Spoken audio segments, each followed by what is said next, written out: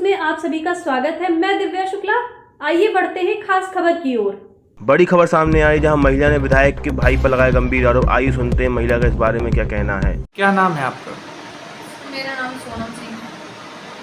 क्या मामला हुआ है, क्या घटना हुई है आपके साथ? सर, मेरे पति जो है वो किसी मामले में कंफ्यूज है या मिसअंडरस्टैंडिंग है, पता नहीं है, लेकिन काफ़ी टाइम से मुझे जान से मारने की धमकी दे रहे हैं।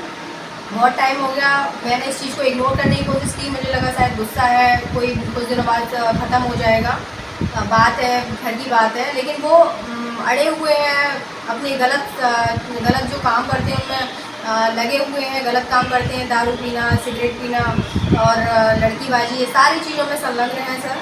और इसके चलते मैं उनसे रुष्ट रहती हूँ, क्योंकि मैं नहीं चाहती हूँ कि मेरा घर बर्बाद हो, लेकिन वो इस बात पे बिल्कुल भी राज़ी नहीं है कि इन गलत चीज़ों को छोड़ेंगे, जिसके चलते मैं रुष्ट हूँ। मैं उनसे ठीक से बात नहीं करती हूँ, क्योंकि कोई मेरी जगह कोई भी पत्नी होगी वो नहीं चाहेगी कि इस तरह की चीज़ मेरे घर में हो।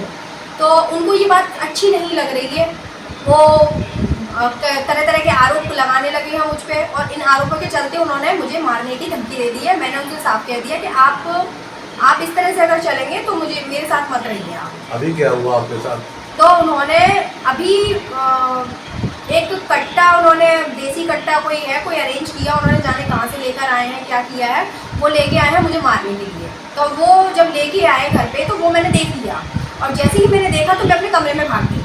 अपने कमरे मैंने लॉक कर लिया।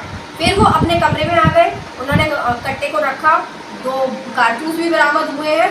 मैंने अपने कमरे से 1090 पे कॉल कर दिया, पुलिस बुलाई। उसके बाद 112 से कॉल आया मेरे पास, फिर मैंने पुलिस बुलाई है।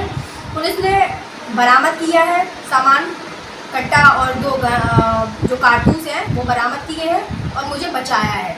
सर, अभी तो मैं बच गई हूँ, लेकिन आगे मैं कितनी बची हूँ इसकी मुझे कोई जानकारी नहीं है, क्योंकि इनके जो बड़े भाई हैं, जो इनके घर वाले हैं, वो काफ़ी रुष्ट हैं, वो रुष्ट हो गए हैं। वो सब मेरी जान के पीछे पड़े हुए हैं कि अब वो बदला ले। ससुराल कहाँ है आपकी? सर, मेरी ससुराल यहीं झांसी में है। वैसे तो हम लोग ग्वालियर के हैं प्रॉपर, लेकिन हम लोग क्योंकि दीदी इनकी विधायक हैं तो उन्होंने यहाँ पे बुला लिया था दोनों भाइयों को, और दोनों भाई कुछ नहीं करते हैं। क्या नाम है दीदी का?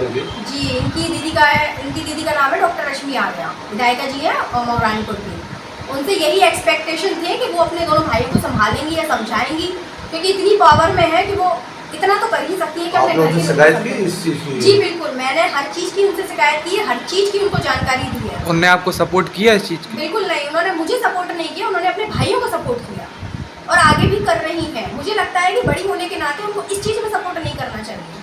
ये घटना आपके साथ पहली बार हुई है कि और भी? सर, मुझे जान से मारने की धमकियाँ अक्सर मिलती रही हैं, मेरे साथ मारपीट हुई है, मेरा गला दबाने की कोशिश की है। हमारा घर था पहले 8वीं मंजिल पे, मुझे वहाँ से फेंकने की भी कोशिश की गई है, लेकिन इस बार तो कट्टा ही ले आए सीधे कि गोली मार देंगे। और सर, मुझे कोई भरोसा नहीं है, अगर ये मेरे साथ रहते हैं तो मुझे खाने पीने में कुछ मिला के दे दें या मुझे मार दें। अब तो सारा घर मिला हुआ है। लोकल पुलिस से क्या सहायता मिली आपको? सर, लोकल पुलिस ने इन पर छोटे से छोटा केस बनाया और दबदबे में बनाया। सिर्फ एक पक्ष की बात सुनी, दूसरे पक्ष की कोई बात नहीं सुनी। उन्होंने अपने हिसाब से उन्होंने केस बना दिया और अपने हिसाब से उन्होंने दिखा दिया। क्या लगता है आपको, किस दबदबे से पुलिस ने तक कमजोर किया? सर, और कोई दबदबा नहीं है, सिवाय विधायिका जी के नाम है। विधायिका जी का नाम के अलावा और कोई दबदबा नहीं है, और ये खुद भी गलत काम करते हैं विधायिका जी के नाम पर गलत काम करते हैं। जैसे कि किसी को भी झूठ बोलना कि हम आपकी नौकरी लगवा देंगे, उससे पैसे वसूल कर लेना, फिर उसके पैसे खा जाना, उसको अपने आगे पीछे घुमाना, वही पैसे ना देना, 2 नंबर के काम करने की कोशिश करना, जाने कौन कौन से काम चलते हैं। सर, मुझे तो जानकारी देते नहीं, और मुझे जानकारी क्यों देंगे?